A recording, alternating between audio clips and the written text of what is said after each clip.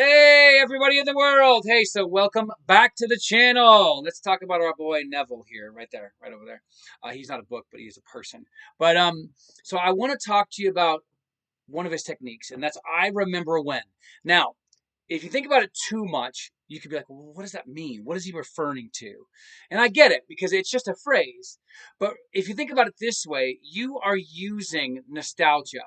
Sorry, there's a dog over there. But you are using nostalgia, okay, as a way in which to build out your world, okay? Because anytime you create a scene, you can't, I wouldn't define it as a scene. This is why you don't call it visualization, okay? You have to think of it as a memory only.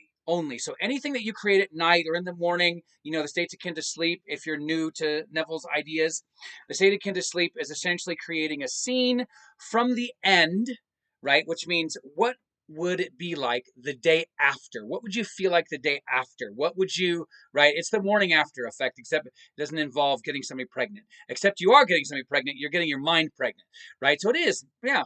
So basically, you want to impregnate the mind with the thought of the wish fulfilled. But how do you do that? Well, again, using nostalgia and saying, I remember when, is basically telling your brain that's a memory. That's something that's already happened. So what's going to happen is then it's going to have this kind of like wave-like effect, right? And a frequency wave-like effect that's going to now influence you and impact you in such a way that whatever it was, like for example, if you want to manifest more confidence, right? Like dun dun dun dun. The reason why I do that is because Superman, right? Or you can do the hands on your hip thing, right? To like looking sassy. But anyhow, what you want to do is you want to look at this as a memory, and a memory is what? Something that's already happened. And so your brain starts to interpret it as, oh, you already are that person. So what you again do is you begin creating scenes that are always the day after, the week after, 6 months after. What would you be doing? Again, a really easy, boring example is you want to buy a house, okay? You wouldn't sit there and still be looking for houses or on a house hunt with your friends in your imagination. You would be inviting friends over for a welcome party. You would be having your sixth party already, right? Whatever it is, and you would feel that. You would feel the realness of that. You would add the details to it, right? You'd add maybe your favorite drink on a counter and grab it and sip it and just be like, oh, right? And again, everything's from the first person. And so you would just be a part of the scene. You'd be the participator, right? And so again, not looking at yourself from the third, but from the first person, and you're participating in the scene. You're living in the scene, and you're using nostalgia, and you feel nostalgia, right? And so, how do you feel it? Because a lot of these things are feelings, and I'm going to do actually workshops where we're going to go through each feeling. Like, how do you feel joy? How do you feel excitement? Right? Because I think when we think of these, we have certain memories attached to them, and that's great. And by the way, you can use that as another technique by saying, okay, well, I can't feel like joy about this because I've never had this experience. Yeah, but you felt joy in general. You've had joy, or even if it was one joyous moment in your whole life, then use that emotional energy to well up within you so that it ends up creating the similar amount of joy that you would have had you had whatever it was, right? So do that, right? And it's just basically kind of like emotional shape shifting, where you are essentially using emotions here in this event to then bring it over here. You're borrowing, right? Not stealing because it's from you, so it doesn't count. So again, that's what you want to be doing. Now, when you use nostalgia, nostalgia is what?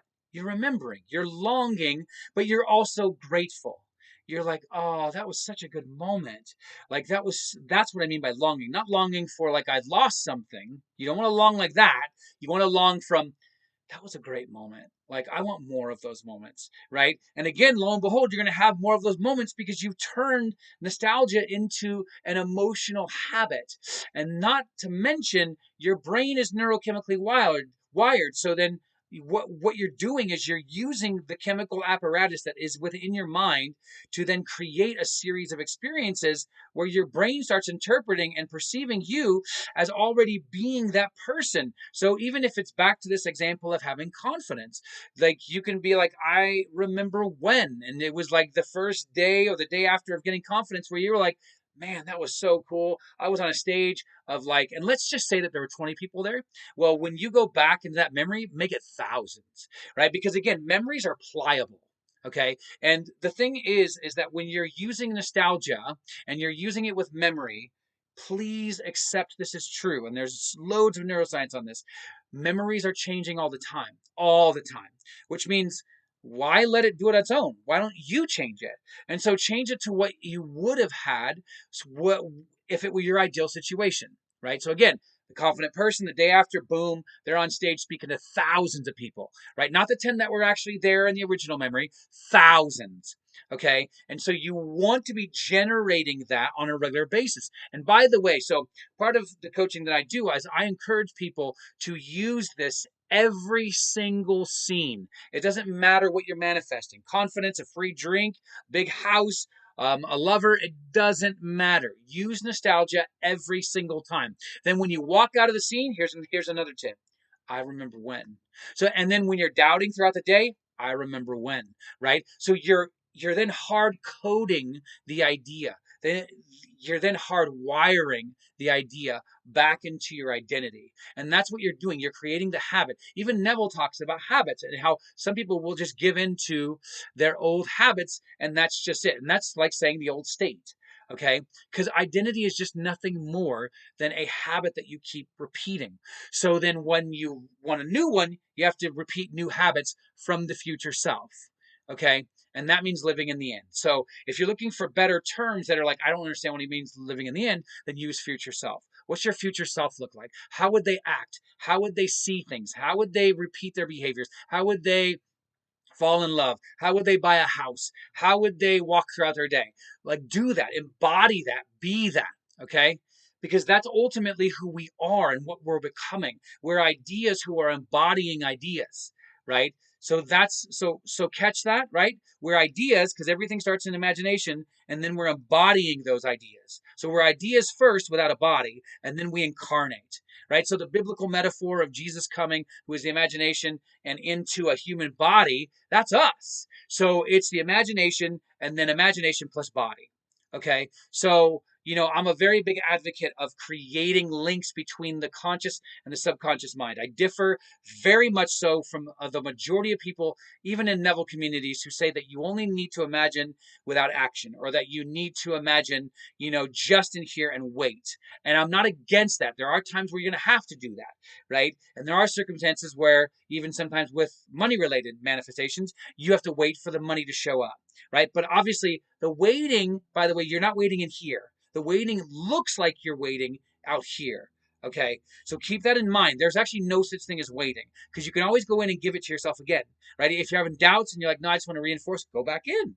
There's nothing wrong with that, right? And so you're learning how to use and harness and guide and shape the mind to be the person who has the thing, right?